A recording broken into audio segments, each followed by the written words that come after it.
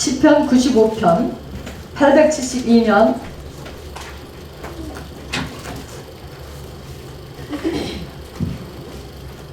저하고 한 절씩 읽겠습니다. 시편 95편 열으셨나요? 네. 오라 우리가 여호와께 노래하며 우리의 구원의 반석을 향하여 즐거이 외치자.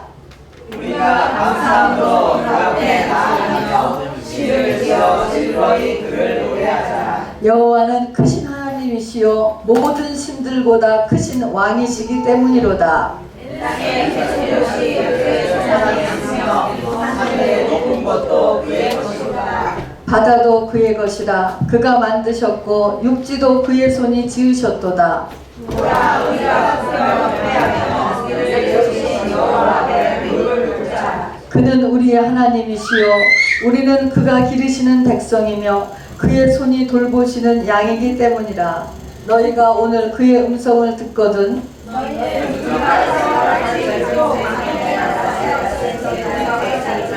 너희 마음을 완악하게 말지어다. 그때 너희 조상들이 내가 행한 일을 보고서도 나를 시험하고 조사하였도다. 내가 40년 동안 그 세대로 말미암아 의심하여 이르되 그들은 마음이 미혹된 백성이라 내 일을 알지 못하다 생각하다. 11절 그러므로 내가 노하여 맹세하기를 그들은 내 안식에 들어오지 못하리라 하였도다. 아멘.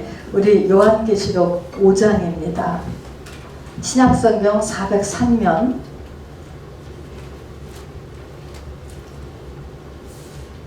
신약성경 403면 계시록 5장 11절부터 14절까지 같이 읽도록 하겠습니다. 하늘에서의 하나님의 보좌 앞에서의 예배의 모습입니다. 5장 11절부터 14절까지 같이 읽겠습니다. 시작.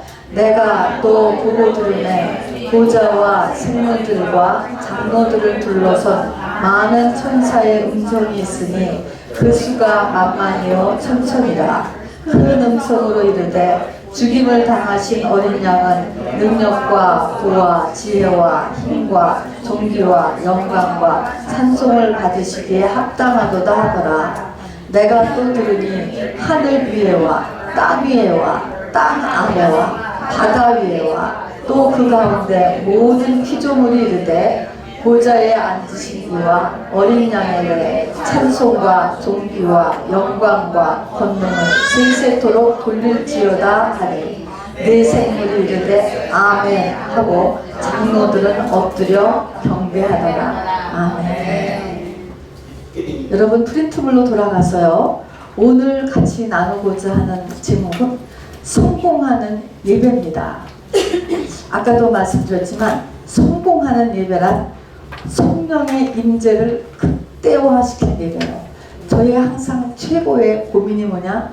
어떻게 성령의 임재를 여러분 각 사람한테 극대화시키고 또 우리 단체로 드리는 예배가 성공하느냐? 이것이 뭐 저뿐만 아니고 모든 목회자들의 가장 큰 일이 그것일 것입니다. 어떻게 성령의 임재를 여기에다가 앉히느냐 하는 것이죠.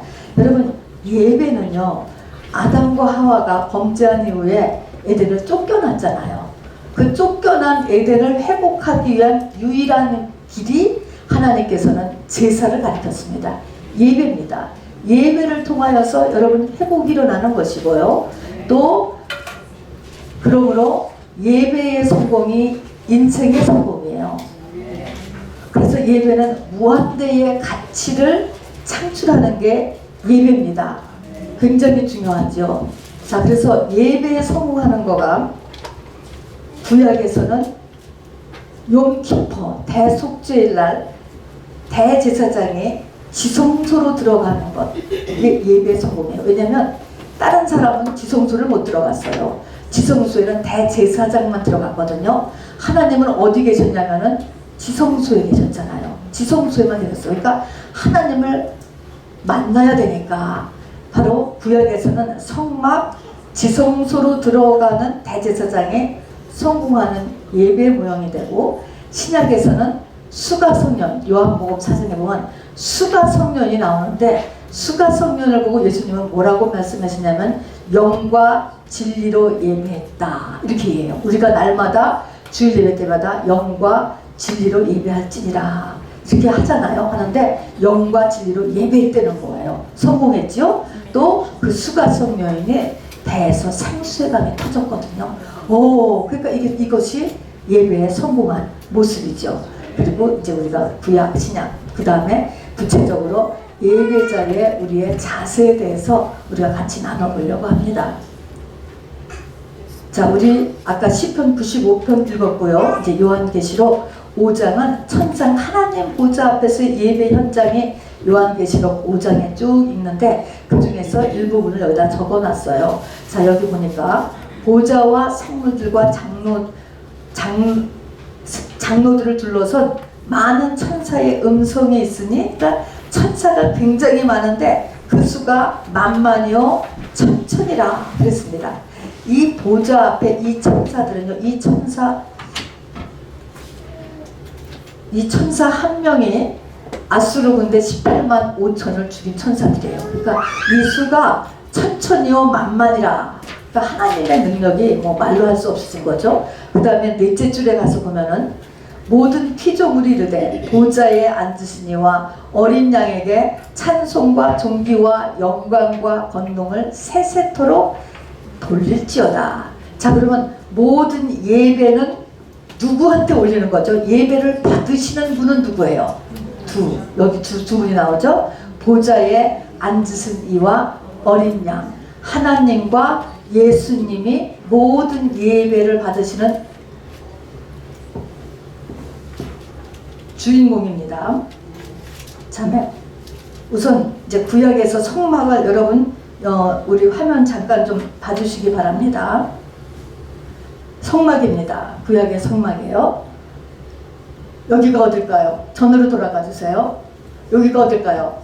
지성소. 하나님의 임재 현장으로 낮에는 구름기둥, 밤에는 불기둥으로 이렇게 표현했습니다. 여기 보면은 여기가 성막의 입구문이 있고, 여기가 번제단이 있고, 요것이 물두멍이 있고, 그 다음에 여기는 바깥이에요.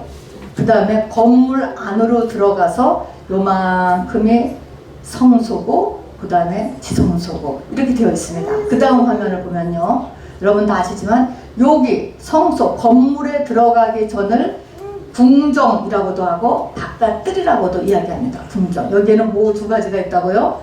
번제단과 물두멍이 있습니다. 그리고 여기가 성소가 있고 지성소가 있고. 자, 문은 몇 개인가 보세요. 전체적으로 문은 이 입구문이 있고, 여기를 들어가려는 건물의 문이 있고, 지성소로 들어가는 문이 있고 그렇습니다. 여기에 이제 성소에 있는 우리 기구들을 한번 잠깐 보겠습니다. 자, 이것은 이제 위에 평면도에서 본 거예요. 여기 번제단 아까 봤죠? 여기가 문입니다. 들어오는 문이 있으면은 번제단이 있고 물두멍이 있고 성소 문이 있습니다. 들어가서 건물로 들어가면은 떡상, 등잔, 분향단 세 개의 기구가 있고, 그 다음에 휘장이 가려져 있고, 지성소인 법궤가 있습니다. 이런 구조로 되어 있는 거 이제 다시 지금 리마인드입니다. 그 다음에 이제 성소에 보면 들어가자마자 오른쪽에 있는 거가 떡상이 있습니다. 요 떡이 12개, 이스라엘의 12지파를 나타내는데 누구를 나타낼까요? 나예요, 나. 그래서 이 떡이 우리 성도의 얼굴이라고 그러잖아요. 이 떡상에. 그래서 요것을 일주일마다 갈아놔요. 그래서 떡상. 그 다음에 있는 것이 등대. 요 등대의 빛으로 이제 건물 안에 아무 라이트가 없어요. 여기에서 비추는 빛만 가지고서 앞에 그 일을 진행하는 것입니다. 그리고 지성소 바로 앞에 법궤 이거 아닌데 이거는 법궤고요. 그 앞에 분향단의 그림이 빠졌군요. 기도하는 분향단이 있습니다. 분향단은 네 뿔이 있고 거기에 향을 피우는 것입니다. 기도의 향. 그래서 그 향을 통하여서 향이 가득 찼을 때 이제 지성소로 들어가는 것입니다. 어쨌든 대강 이렇게 그림을 보고요. 찾으셨습니까? 네. 저거는 법궤고요. 이거는 지성소에 있는 그림이 지성소에 있는 법궤 모양이고요. 우리가 오늘 법궤에 대해서 배우는 게 아니고 전체 이렇게 구조만 보면 되니까. 자, 어쨌든 우리 PPT로 대강 이렇게 성막이라는 것에 대해서 한번 다시 리마인드를 하면서 여러분 이제 한번 써보세요. 성막은 세 구역으로 나뉘어졌습니다. 어떻게 나눠졌죠? 성막은 성전뜰, 그 다음에 성소. 아, 저기 지금 그림이 나왔습니다. 요게 분향단입니다. 분향단은 우선 성소에 있는 세 기구 중에서 가장 키가 큽니다. 그리고 여기에 네 부퉁에 뿔이 나 있어요. 뿔은 파워입니다. 기도를 많이 하면 여러분 영권이라는 게 생겨요. 그리고 이 분향단에까지 와야 그 다음에 이 앞에 이 지성소로 들어가는 그 통과하게 됩니다. 그래서 분향단이 이 영으로 넘어가는 지성소로 넘어가는 맨 앞에 있다. 하나하나 생각해 볼 때마다 얼마나 깊은 의미를 가지고 있는지 몰라요. 어찌하였든 간에 우선 성막은 세 구역으로 나눠진다라는 걸 알아두세요. 맨 처음이 성전뜰, 두 번째가 성소, 세 번째가 지성소. 성전뜰은 궁정이라고도 이야기하고 육이에요. 육. 그리고 성소는 혼을 나타내고 그 다음에 지성소가 영을 나타내는 것입니다. 그래서 사람의 육, 혼, 영, 영혼, 육, 우리는 이렇게 늘 이야기를 했어서 사람의 영혼, 육을 나타내고 있지요. 자, 육을 통하여서 혼을 통하여서 영으로 들어가는 것입니다. 근데 하나님은 이 중에서 어디에 계시는가? 하나님은 지성소에만 계십니다. 근데 지성소에는 누구만 들어갔습니까? 대제사장만만 들어갔습니다.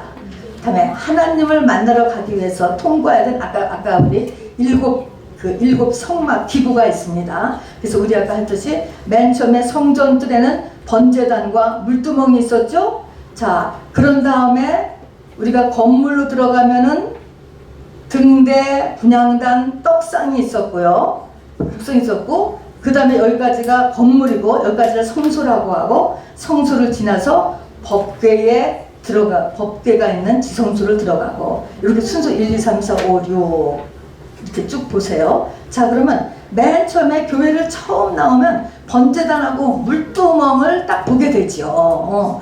번제단하고 물두멍인데 번제단은 무엇을 상징할까요? 번제단은요, 예수 십자가입니다. 예수 십자가. 번제단.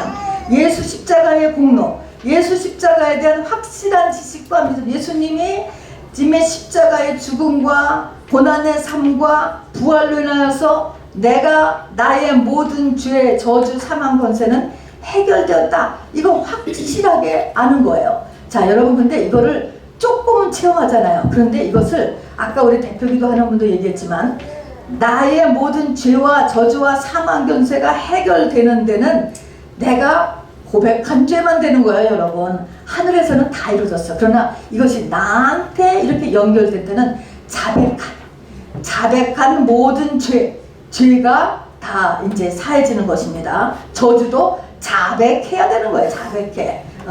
그리고 싸워야죠. 사망 것은 해결되었다. 그래서 번제단은 예수 십자가의 공로, 이걸 조금이라도 우리가 맛보게 되지요. 그 다음에 물두멍은 두 가지가 여기에 들어갑니다.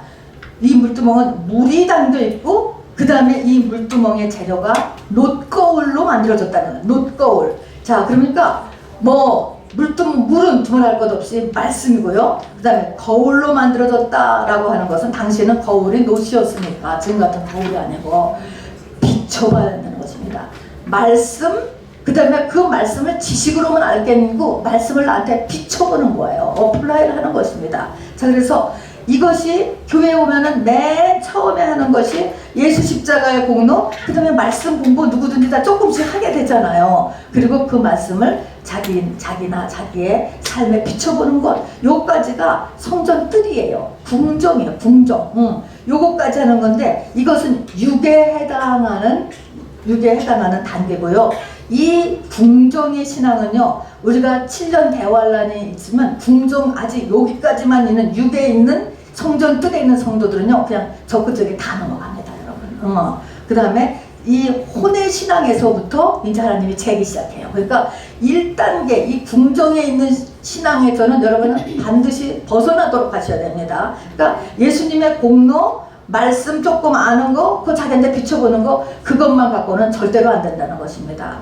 자, 그런데 여기는 이제 바깥에서 햇빛이 다 비치, 달빛도 비치고 달빛도 비치고 다 비추잖아요. 자연빛이 비춰주는 거예요. 자연의 빛이 도움이 되는 거예요. 피조된 빛이 도움이 되는 거예요. 세상에서 머리 좋은 사람, 공부 많이 한 사람, 성실한 사람, 열심히 있는 사람, 이거 잘하는 거예요, 여러분. 예수 십자가의 공로를 가지고 성경 공부도 잘하고 자기한테 비춰보는 거, 이런 거 잘하는 거. 이거는 근데 이것만 갖고 안 된다는 거, 일단 알아두시기 바랍니다. 그 다음에 이제 혼의 레벨로 들어가는 거예요. 혼의 레벨에서 맨 처음에 들어가면은 떡상이 있고, 그 다음에 한쪽에는 등대가 있고, 그 앞에 분향단이 있는데, 이거를 제가 등대를 먼저 쓰는 것은 우리가 지정의라고 맨날 이렇게 우리가 말을 해놨기 때문에 그거를 쉽게 하기 위해서 이렇게 등대를 먼저 썼습니다. 이 혼의 레벨은 우리의 혼을 나타내면서 이 혼은 이제부터 훈련을 받습니다. 그 앞에 예수님의 공로 알았죠? 예수님의 공로, 그 다음에 하나님의 말씀을 배워서 그 말씀을 자기한테 비춰보는 것으로 인해서 내 지정의가 훈련을 받아서 이 훈련을 받아서 겉사람이 완전히 죽는 데까지 훈련을 받아야 휘장이 찢어져서 법궤가 있는 지성소로 들어가는 거예요. 그러니까 엄청난 훈련이 나와요. 등대, 지식이잖아요. 지예요, 지. 자, 이 모든 우리의 삶을 보세요. 항상 자기 생각대로 살잖아요. 생각이 빛이 되잖아요. 빛이 되는데 이 생각의 빛이 아니고 사실은 이 성령의 빛에 의해서 내가 갈 길을 가야 되는데 성령의 인도함 받아는 내 생각이 짝짝짝짝짝 돌아가는 것을 더 많이 해. 그러니까 이것이 다 무너지고 성령의 인도함 받을 때까지 훈련이 와요. 그래서 육신의 생각은 하나님과 원수가 되나니 로마서 8장에서도 얘기했지만 이 생각 때문에 사람이 많은 훈련을 받아요. 생각이 많은 사람, 생각이 잘 도는 사람, 지식이 많은 사람, 이런 사람일수록 훈련을 많이 받게 됩니다. 등대요, 등대. 뭐가 너의 등대 노릇을 하느냐, 뭐가 네 삶을 인도해 가고 있느냐, 성령의 인도함 받을 때까지입니다. 그 다음에 지정, 분향단요. 너무너무 중요해요. 이 분향단은. 분향단은요, 아까 우리가 봤지만 정방형으로 되어 있어요. 정방형이고 키가 가장 크고 그리고 뿔이 있는 곳이에요. 그래서 정방형으로 되어 있다는 것은 반듯해야 되거든요. 정방형으로 되어 있는 거가 분향단이 정방형이고 법궤가 있는 지성소도 정방형이에요. 이것은 똑바로 해야 된다. 매우 조심해야 된다. 감정을 매우 조심해야 돼요. 감정에 의해서 움직이면은 감정에 의해서 움직이지 않을 때까지 훈련이에요, 여러분.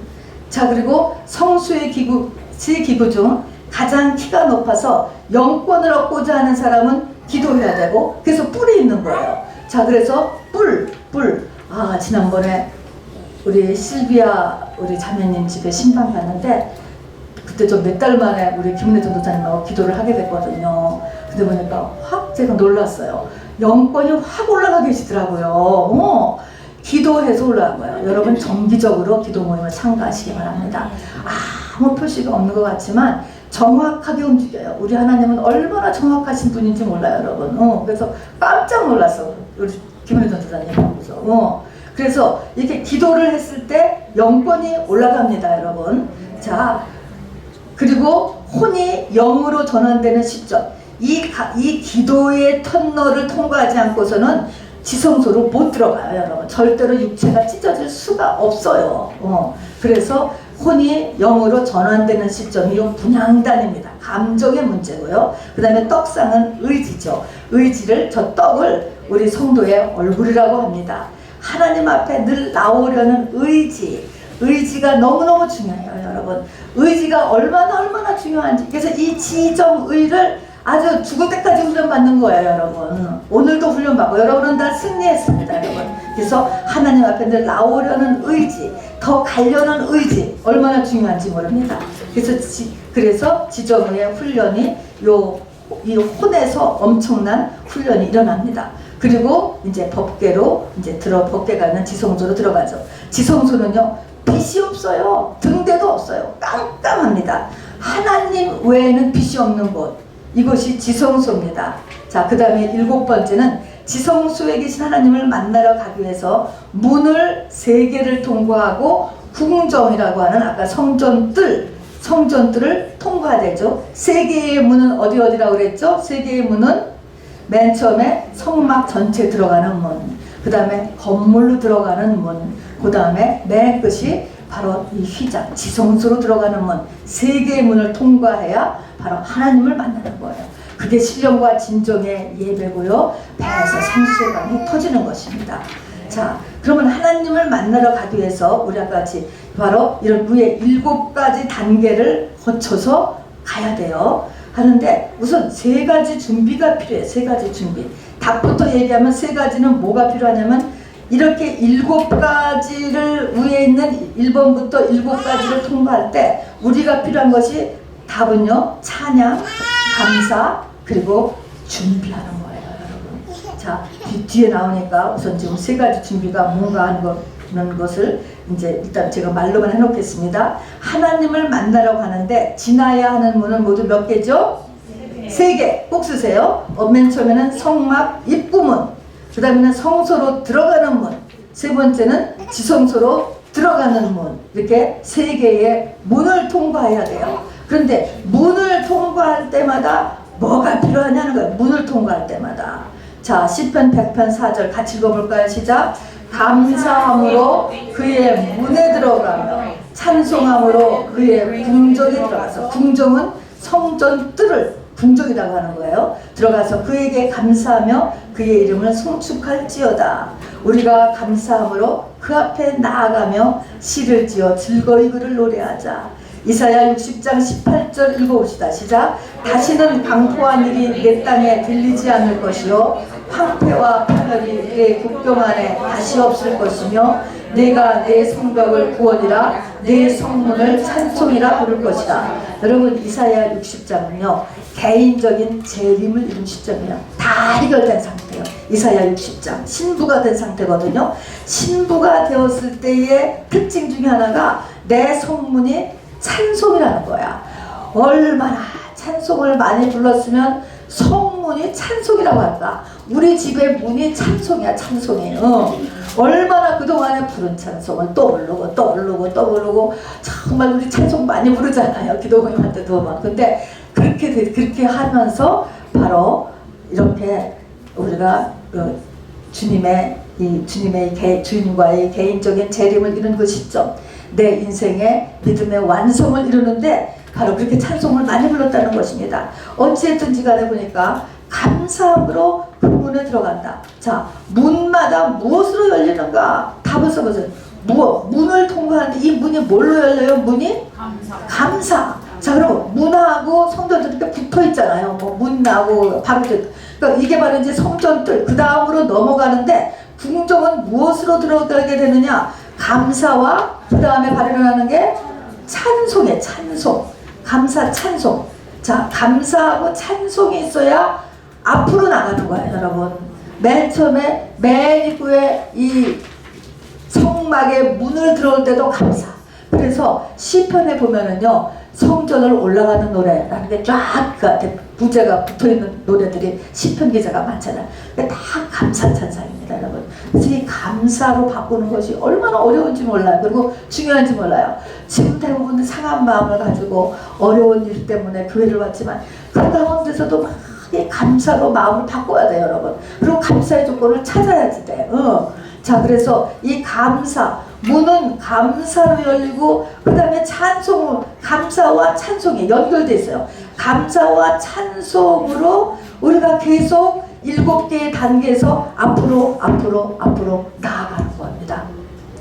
그 다음에 3번째가 준비인데요. 이 준비의 대표가 뭐냐면은 바로 대속죄일에 우리가 하나님이 계시는 지성소에는 대제사장만이 들어갔다고 했잖아요. 그것도 1년에 한 번 대속죄일에 들어가는데 대속죄일에 이 대제사장이 저 지성소를 들어가기 위해서 어떻게 했는가 라고 하는 것을 한번 보면은요, 자, 하나님이 계시는 지성소에는 대제사장만이 1년에 1차 대속죄일이라는 용키포에 들어갔는데 그 과정을 보니까 바로 바로 대속제일에 이제 준비를 하는 거예요. 엄청나게 준비해요. 그리고 대속제일에 지성소를 들어가는 과정에서 준비가 부족하면은 죽임을 당했기 때문에 정신을 번쩍 차리고 하는 겁니다. 자, 첫 번째, 두 번째 페이지 넘어갔습니다.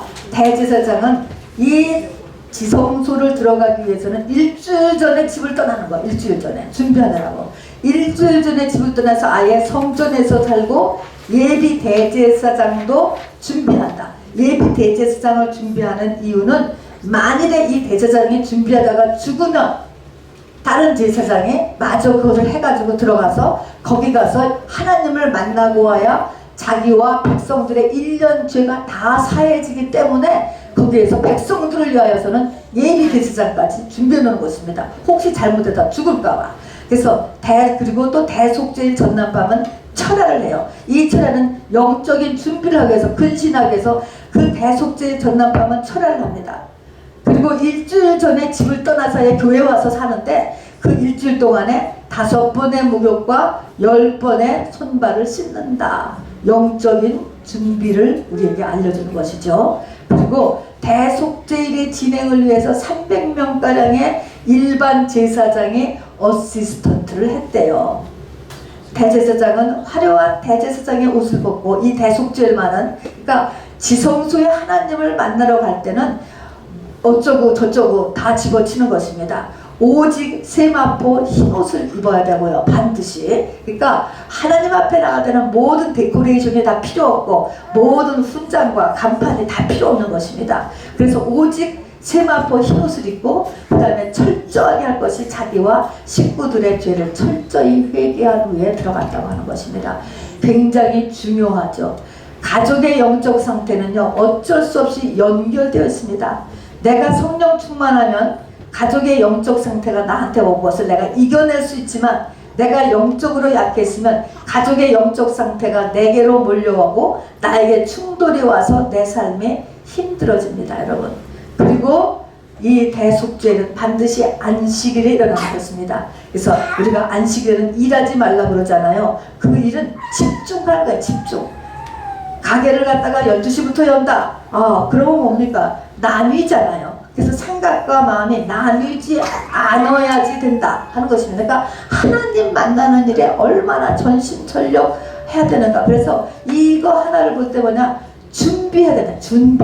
자, 그러니까 우리가 예배의 3대 준비는 찬송, 감사, 준비예요. 준비. 자, 아주 특별한 경우는 예외지만 예배 시간에 자꾸 늦어. 본인에게는요, 엄청난 성령의 임재가 줄어요, 여러분. 그래서 안타까운 것이에요, 여러분. 준비해서 예배 시간 10분 전에 오셔요, 여러분. 그래서 하나님 만나는데, 지성소에 하나님을 만나는데 대제사장이 일주일 전부터 교회에 와서 있으면서 이렇게 5번 목욕하고 10번 손발을 씻고 그리고 이렇게 준비를 했다라고 하는 것을 생각을 하면서 여러분이 예배에다가 조금 더 힘을 쏟으면 나를 사랑하는 자들이 나의 사랑을 입고 하는 것처럼 하나님 앞에 내가 마음 드린 것만큼 주님이 나한테 다가오신다는 것을 잊지 마시기 바랍니다. 자, 시편 95편이나 이사야 14장 13절을 읽고 예배 실패는 어떤 일이 되는가 하는 것입니다. 여러분, 범죄하여서 에덴을 쫓겨난 아담과 하와에게 에덴으로의 회복을 위해 하나님께서 주신 유일한 길이 예배, 제사입니다. 그러므로 사단의 가장 큰 공격은 예배를 실패하게 하는 거예요, 여러분.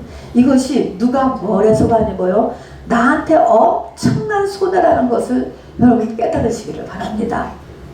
자, 그래서 우선 이사야 14장 13절 우리 아까 그 10편 95편 읽었으니까 이사야 14장이 아니고 14장이네요. 14장 13절을 보면은 이렇게 얘기했습니다. 이 사단이 내가 하늘에 올라 하나님의 묵별 위에 내 자리를 높이리라. 내가 북극지폐 산 위에 앉으리라. 한 절에 내가 3번이나 등장해요. 자, 이런 것을 볼 때마다 이제 우리가 예배를 실패하면 어떤 일이 났냐. 맨 처음에 5편을 보면은 맨 처음에 보면은 예배를 실패하면 마음이 강팍해진다는 거예요. 자, 마음이 강팍해진다. 마음이 완악해져. 자, 그럼 마음이 완악해지면 어떻게 될까? 죄사함이 안 일어나는 거예요. 회개가 안 돼. 회개거리도 생각 안 하고 회개할 마음도 없는 게 뭡니까? 예배 실패해서 그렇습니다, 여러분. 예배 시간에 딴 생각하고 있고, 예배 시간에 또 핸드폰 보고 있고, 뭐 이런 것 여러 가지. 그래서 예배를 실패하면은 마음이 강팍해지는데, 마음이 강팍해지는 이유는 죄사함이 안 일어나기 때문입니다. 회개가 안 되는 것입니다. 그래서 죄사함이 안 일어나기 때문에 그래요. 그리고 모든 일에서 나를 향한 하나님의 뜻을 알지 못한다. 이건 시편 95편에 있는 내용입니다. 그 다음에 가나안 땅에 들어가는 일이 늦어진다. 신앙의 고지, 그러니까 성장이 늦어지는 것이죠. 그리고 자아가 강해져. 이거는 이사야 14장에 있는 것처럼 내가 하늘에 올라고 내 자리를 높이고 내가 북극지폐 사지자 나나나나 해서 자아가 부인되는 게 아니고 자아가 강해지고 모든 초점이 하나님에 들어가는 게 아니고 나한테로 이렇게 향해지는 거가 예배 실패한 모습이에요.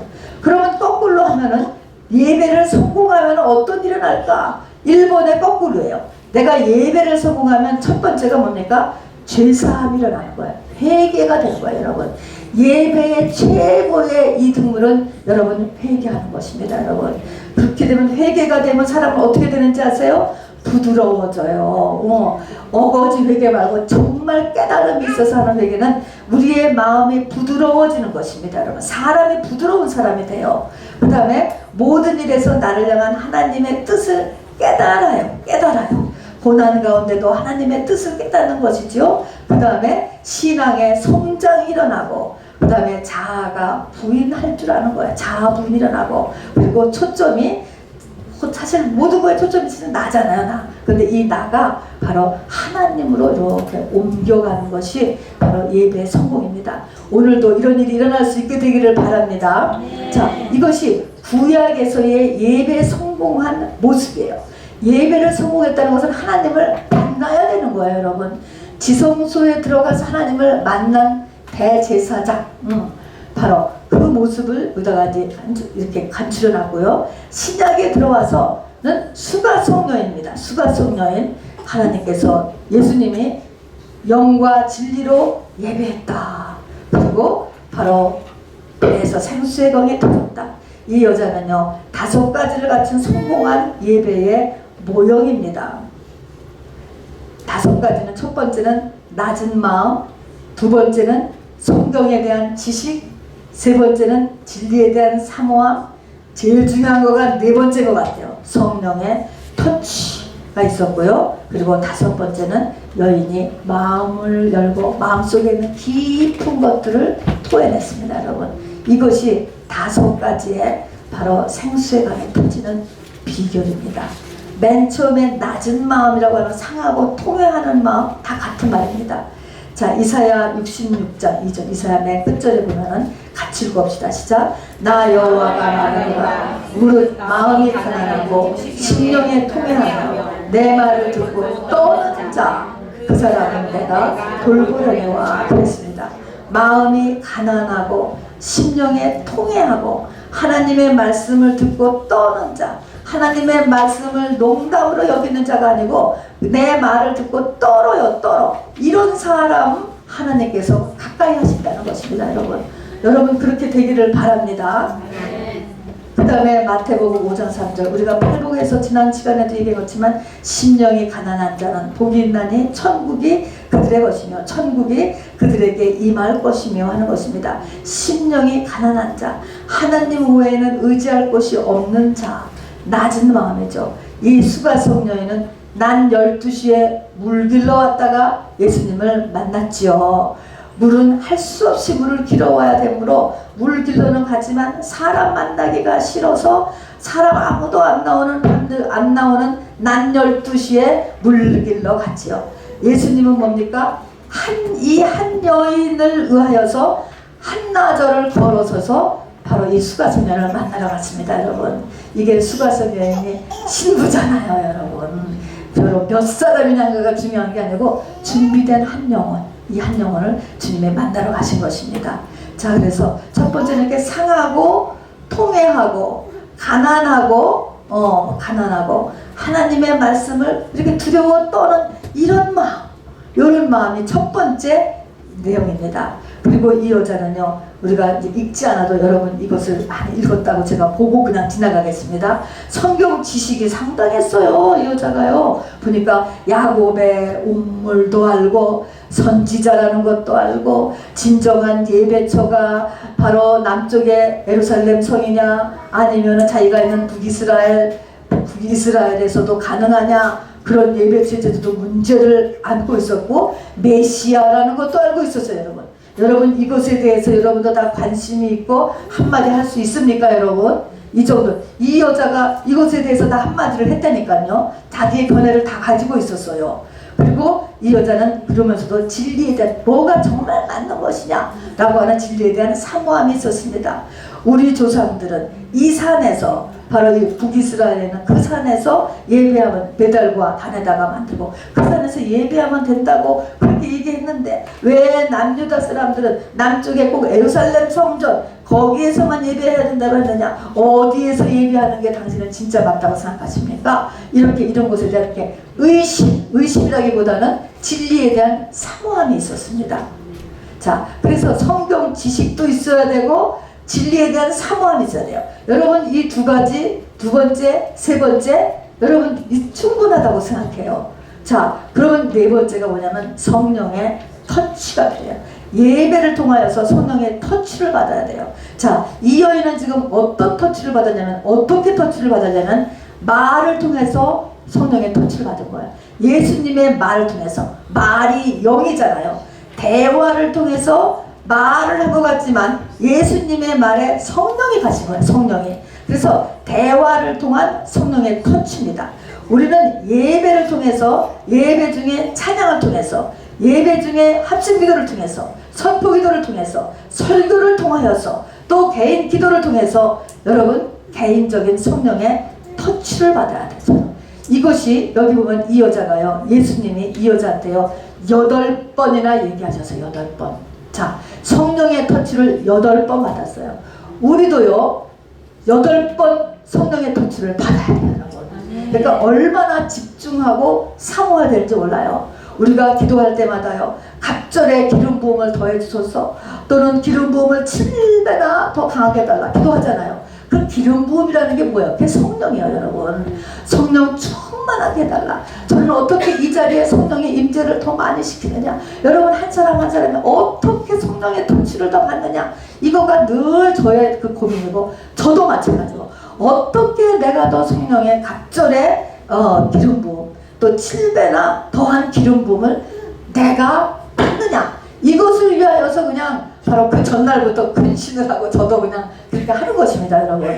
이게 가장 중요한 겁니다. 성령의 역사, 많은 지식보다도요, 여러분, 어떤 테크닉, 어떠한 환경, 어떤 데코레이션보다 중요한 것은 성령의 역사예요, 여러분. 성령님만이 모든 악한 영을 다 무찌를 수 있고, 모든 억압과 결박을 풀어낼 수 있고, 성령이 하나님이신데요, 여러분. 그 하나님을 만나기 위해서 우리에게 성령의 터치가 필요합니다. 자, 보니까요, 그 요한복음 4장의 그 예수님과 이 여인과의 이 대화에서 예수님이 하는 말, 맨 처음에 물을 좀 달라. 여러분, 이게 메시지가 아니고요, 성령이에요. 성령. 그 다음에 10절에 가서 보면, 내가 만일 하나님의 선물과 또 내게 물 좀 달라는 이가 누구인 줄 알았더라면 네가 내게 구하였을 것이요 그가 생수를 내게 주었으리라. 자, 이 말이 들려오지만 이 말이 그 여자의 마음속에 팍 파고 들어가요. 여러분, 이 말이라는 거가, 말에 성령이 함께한다는 거 여러분 느끼실 거예요. 자, 14절에 보면, 내가 주는 물을 마시는 자는 영원히 목마르지 아니하리니 내가 주는 물은 그 속에서 영생하도록 솟아나는 샘물이 되리라. 샘물이 되리라. 이런 말씀이 이 여자의 육과 혼의 모든 결박을 막 다 녹여내는 거예요. 다 풀어내는 거예요. 그리고 그 사람의 영적으로 영을 향하여서 지금 막 가고 있는 것입니다. 16절에 가서 보니까, 이르시되 가서 네 남편을 불러오라. 이 정도 되면 화 안 내요, 여러분. 왜 프라이버시를 건드리느냐? 이거는 아직 성령의 역사가 덜 돼서 그런 것이고요. 조금도 부담이 없는 것입니다. 여러분, 성령이 하시는 거니까. 예수께서 이르시되 내가 남편이 없다는 말이 옳도다. 너에게 남편 5이 있었고 지금 있는 자도 네 남편이 아니니 네 말이 참되도다. 뭐 속에 거 다 들어올 프라이버시 아니다. 프라이버시 더한 거 드러내서도 아무렇지도 않아. 이것으로 인해서 이 여자는 결박을 푸는 것이죠. 오히려. 자, 21절부터 24절 보니까 예수께 이르시되 여자여 내 말을 믿으라. 이 산에서도 말고 예루살렘에서도 말고 너희가 아버지께 예배할 때가 있느니라. 너희는 알지 못하는 것을 예배하고 우리는 아는 것을 예배하노니 이는 구원이 유대인에게서 나니라. 예수가 유대인에게서 난다는 것이죠. 아버지께 참되게 예배하는 자들은 영과 진리로 예배할 때가 오나니 곧 이때라. 영과 진리로 예배한다. 영이 나오는 거예요. 영. 그 다음에 예수가 나오는 거죠. 아버지께서 이렇게 예배하는 자를 찾으시느니라. 하나님은 영이시니 예배하는 자가 영과 진리로 예배하시니라. 영과 진리로 예배한다라는 것은 우리가 주일마다 이 수가성 여인같이 예배하기를 원하는 것입니다. 여러분. 자, 이렇게 하고 나서 바로 예수께서 이르시되 네가 말하는 내가 그라. 바로 이제 메시아가 오면은 이제 이 모든 일이 된다. 이렇게 얘기하니까 바로 예수께서 이르시되 네가 말하는 내가 그라 하시니라 했습니다. 자, 이렇게 하니까 바로 이 여자가 일어난 일이 이 여인의 마음문이 열리는 거예요. 마음문. 예배를 와서 마음문이 열려야 되는 거예요.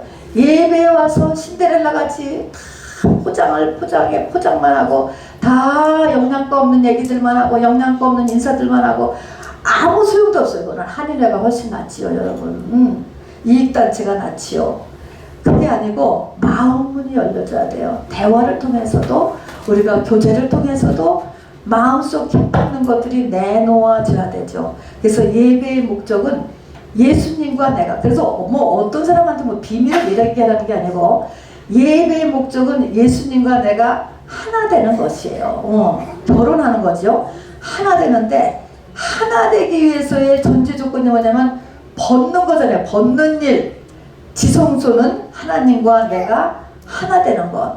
자, 그래서 벗음을 이 여자가 벗게 되었어요. 성령의 8번의 터치를 통하여서 이 여자의 마음은 열리고 마음속 깊이 있는 것, 바로 6번째 남편하고 살지만 아무것도 아직 안 된 것에 대해서 내놓아진 것입니다. 여러분. 이렇게 함으로 해서 이게 바로 하나님과 하나 되었습니다. 나에게 배에서 생수의 강이 터지게 하는 존재, 그가 나의 영혼의 짝이에요. 이것이 우리가 이 땅에 태어난 목적인 것입니다. 여러분. 나에게 배에서 생수의 강이 터지는 것, 이것이 교회 다니는 목적입니다. 예배를 거듭해서 드리는 목적이기도 합니다. 자, 그러면 세 번째, 우리가 이제 좀 더 구체적으로 어떻게 성령의 임재를 더 임할까? 이 장소에다가. 그래서 우리 아까 한 것처럼 구약에 있는 대제사장 같이 해보고 또 신약에 있는 수가 성령인 같이 해보고 그 다음에 구체적으로 신구약을 다 합해서 우리가 더 구체적인 액션에 대해서 지금 7가지를 썼습니다. 맨 처음에 보면 시편 63편 3절 4절을 한번 보면 손은 어떻게 하기를 원하는가? 손. 시작. 주의 인자하시니 생명보다 나음으로 내 입술이 주를 찬양할 것이다. 이러므로 나의 평생에 주를 송축하며 주의 이름으로 말미암아 나의 손을 들리리라. 손 좀 들어보세요. 여러분. 한쪽 손. 여러분 손을 들 때는 이렇게 들지 마시고요. 귀에서 결함 하나 떨어질 정도로 바짝 이런 결함 하나, 귀에서 결함 하나만 떨어지고 바로 들어가고. 이것도 훈련이에요. 여러분. 저는 전도사 때 이거 다 훈련받았어. 정말. 요즘은 훈련을 아무도 안 시켜주는 것 같아요. 귀 옆으로 바짝 들으라고 손을 이렇게 구약에서 이 성도들이 더 성령의 인도를 위해서 손을 들었습니다. 송축할 때 손을 들었습니다. 입술이 주를 찬양할 때 손은 들었습니다. 여러분. 그래서 손에다가는 옆에다가 들어라, 손을 들라 라고 써보세요. 다음에 무릎. 기도하는데 역대하 6장 13절 14절에 보니까 이게 지금 솔로몬입니다. 그가 그 위에 서서 이스라엘의 모든 회중 앞에서 무릎을 꿇고 왕이에요. 그리고 젊은 사람이에요. 무릎을 꿇고 하늘을 향하여 손을 펴고 이르되, 역시 솔로몬도 하늘을 향하여 손을 폈습니다. 이르되 이스라엘의 하나님 여호와여, 천지에 주와 같은 신이 없나이다. 주께서는 온 주의 앞에서 행하는 주의 종들에게 언약을 지키시고 은혜를 베푸시나이다 하는 것입니다. 무릎을 꿇었다. 여러분, 무릎을 꿇는 것이 유교가 아니에요. 여러분, 성경에 있는 하나님을 예배하는 중대한 방법입니다. 다니엘서에서도요, 다니엘이 이 조서에 왕의 도장이 찍힌 것을 알고도 자기 집에 돌아가서는 윗방에 올라가 예루살렘으로 향한 창문을 열고 전에 하던 대로 하루 3번씩 무릎을 꿇고 기도하며 그의 하나님께 감사하였더라 그랬습니다. 자, 무릎을 꿇었고, 또 이것이 구약에서만 그러냐 신약에서도 아직도 그렇다는 것을 증거합니다. 에베소 3장에 보면 사도 바울은요, 이러므로 내가 하늘과 땅에 있는 각 족속에게 이름을 주신 아버지 앞에 뭐하고? 무릎을 꿇고 비노니, 무릎을 꿇고 기도했다는 것입니다. 오늘 우리가 한번 시도해 볼 것입니다. 잠깐이다 다리가 보면은 금방 다시 피더라도 한번 try to 무릎 꿇는 거 해보시기 바랍니다. 빌립보서 2장 9절입니다. 이러므로 하나님이 그를 지극히 높여 모든 이름 위에 뛰어난 이름을 주사 하늘에 있는 자들과 땅에 있는 자들과 땅 아래에 있는 자들로 모든 무릎을 예수의 이름에 꿇게 하시고 모든 입으로 예수 그리스도를 주라시나며 하나님 아버지께 영광을 돌리게 하십니다. 이제 someday 하늘에 있는 자들, 땅에 있는 자들, 땅 아래에 있는 자들 모두 다 예수의 이름 앞에 무릎을 꿇는다는 것입니다. 그래서 무릎은 어떻게 해야지 더 성령 충만하다고요? 무릎을 꿇어보세요, 여러분. 무릎을 꿇어보라고요, 여러분. 세 번째는 목소리는 어떻게 해야 되느냐? 시편 145편 3절을 누가 얼른 찾고 145편 4절도 얼른 찾아서 밑줄을 한번 채워보세요. 여호와는 위대하시니 찬양을 할 때 어떻게 하라고? 얼른 찾아보세요. 145편 3절 여호와는 위대하시니 크게 찬양할 것이다. 찬양을 하는데 크게 하라고. 여러분, 크게 하려면 입을 벌려야 돼. 반드시 입을 벌리는 둥 마는 둥 그냥 그렇게 하지 마시고 크게 하라고. 찬양. 여기 크게 찬양할 것이라. 그의 위대하심을 측량하지 못하시로다. 대대로 주께서 행하신 일을 크게 찬양하며 주의 능한 일을 선포하리로다. 자, 그래서 찬양할 때는 크게 찬양하시기 바랍니다, 여러분. 이것도요, 작은 차이지만 성령의 임재하고 직결돼 있어요, 여러분. 여러분, 성령 받아야 되잖아. 성령 충만해져야 되잖아. 그것 때문에 교회 나온 거 아니에요, 여러분? 우리가 지금 성령이 필요해서 나온 것입니다. 그러니까 크게 찬양합니다. 그 다음에 머리를 엎드리다. 근데 엎드리다는 것은 허리를 굽히다라는 의미가 아니에요. 엎드리다라는 것은 머리는 어떻게 머리를 바닥에 대는 거예요. 바닥에 대는 거. 바닥에. 자, 구약에서 보면은요, 전부 다 하나님을 만날 때는요, 머리를 땅바닥에 댔어요. 땅바닥. 창세기 17장에 보면은 아브라함이 내가 내 언약을 나와 너 사이에 두어 너를 크게 번성하게 하리라 하시니, 자, 하나님의 음성이 들리니까 아브라함이 엎드렸더니 하나님이 또 그에게 말씀하여 이르시되 그랬습니다. 레위기 9장에서도 보니까 불이 여호와 앞에서 나와 제단의 번제물과 기름을 사른지라. 온 백성이 하나님의 현현, 하나님의 임재를 보고는 소리 지르면서 엎드렸더라. 이때 엎드렸더라고 하는 것은 이렇게 고개를 숙였다라는 의미가 아니고요, 땅에다가 땅에 엎드리고 머리를 땅에 댄 것입니다. 자, 여호수아는 여호와의 군대 장관이 나타났을 때 여호수아서 5장 14절에 보면 가나안 정복 전쟁 전에 여호와의 군대 장관이 나타났잖아요. 하나님의 현현이다 하면 땅에 엎드렸어요. 이게 하나님을 대하는 태도예요, 여러분. 에스겔은 하나님의 음성을 들었을 때, 환상과 음성을 받죠. 에스겔서 1장에 보면 소명받을 때 땅에 엎드려서 들은 거예요. 이거는 이 자세이기도 하지만 그 위험에 저절로 압도되어서 엎드려지는 거예요. 자, 하나님이 나타나는데 뭐 맘먹고 둘이 맘먹어서 어쩌고 저쩌고 이런 것들은 다 의심스러운 거예요. 하나님이라고 하는 존재는 이렇게 사람하고 비교할 수가 없는 존재이기 때문에 엎드러지는 거예요. 모세와 아론은 회막문에 이르러 엎드렸어요. 이제 모세와 아론이 민수기에서 보면 이제 문제가 생겨서 이 문제를 해결하려고 했을 때 하나님이 나타나셔야 돼. 하나님이 응답 주셔야만 돼. 했을 때 그 응답을 기다리는 자세가 문 앞에 땅바닥에 엎드러졌다는 거예요. 그랬더니 하나님의 영광이 나타났다 그랬습니다. 그래서 머리는 바닥에 되는 거예요. 바닥에. 여러분도 한번 바닥에 이렇게 대보시기 바랍니다. 오늘 한번 대보세요, 여러분. 그게 하나님을 기다리는 자세예요. 또 하나님이 나타났을 때의 태도입니다. 그 다음에 춤추는 거.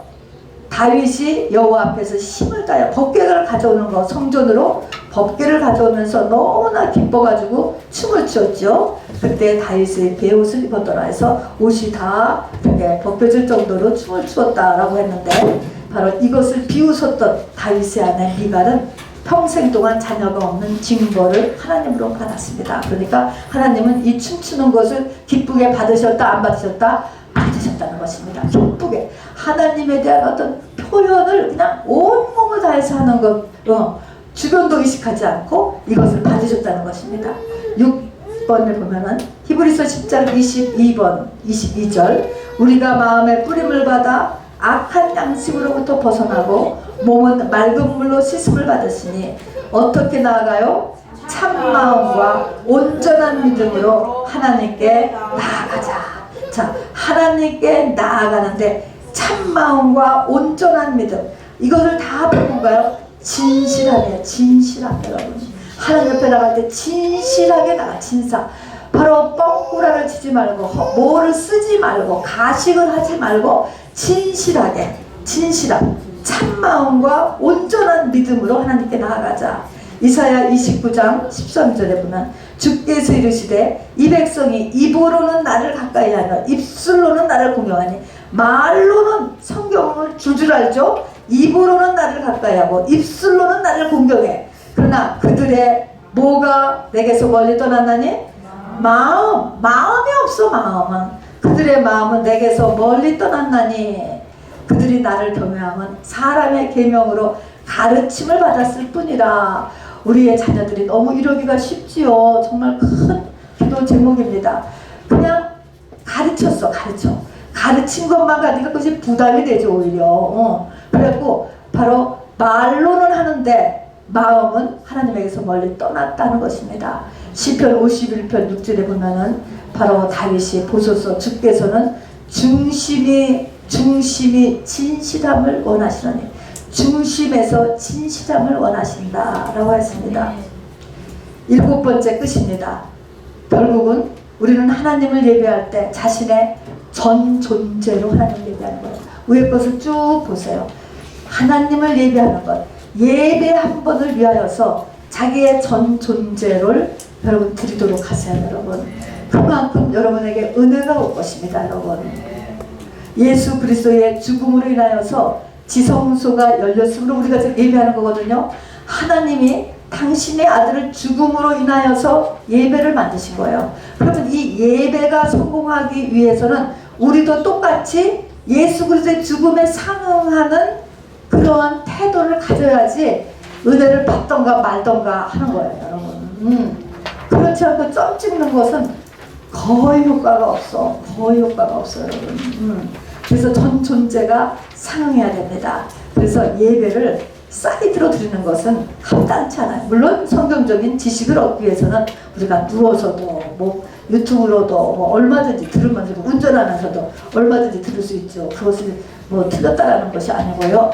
예배라고 하는 것을 이렇게 나의 전 존재로 드려져야 되고, 이렇게 드려지는 것만큼 하나님 우리에게 가까이 오신다라고 하는 것을 이야기합니다. 자, 오늘 대제사장의 예배, 수가성 여인의 예배, 우리 한번 다시 한번 살펴보고요. 또 구체적으로 나의 예배를 이렇게 드릴 때 찬양이 필요하고 감사가 필요하고, 그리고 반드시 예배는 준비가 필요하구나. 그냥 지나가다 들르는 거가 아니고 준비가 필요하구나 하는 거 잊지 마시고, 또 구체적으로 예배 드릴 때 나의 손도 사용하고 나의 무릎도, 나의 목소리도, 나의 또 정말 몸의 움직임도 또 그리고 나의 몸은 이 마음에서는 진실함과 그리고 중심이 드려지는 그리고 나의 전 존재로 하나님 앞에 드려지는 그런 예배로 성공되기를 주님의 이름으로 축원합니다. 우리 한번 지금